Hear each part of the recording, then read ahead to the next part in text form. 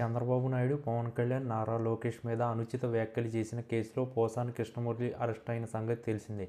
గత కొన్ని రోజుల నుంచి ఆయన గుంటూరు జిల్లా జైల్లో రిమాండ్ ఖైదీగా ఉన్నారు.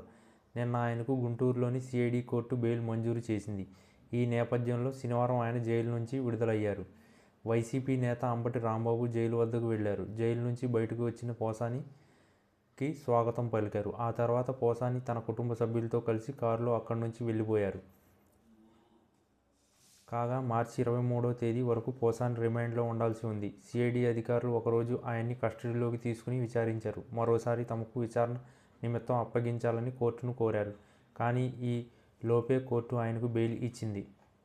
గుంటూరులోని సిఐడి కోర్టు పోసానికి షరతులతో కూడిన బెయిల్ మంజూరు చేసింది. గత ₹1,00,000 చొప్పున ఇద్దరు వ్యక్తులతో పాటు సొంత పూచీకత్తు సమర్పించాలని ఆదేశించింది. ఛార్జిషీటు దాఖలు చేసే వరకు గుంటూరు సిఐడి రీజనల్ ఆఫీసులో 2 వారాలకు ఒకసారి హాజరు కావాలని షరతు పెట్టింది.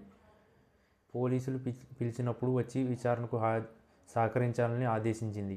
అయితే పోసానిపై ఆంధ్రప్రదేశ్ రాష్ట్ర వ్యాప్తంగా చాలా చోట్ల కేసులు నమోదు అయి ఉన్నాయి. బెయిల్ మంజూరు అయి తరువాత కూడా ఆయన విడుదలపై ఉత్కంఠ నెలకొని ఉండింది.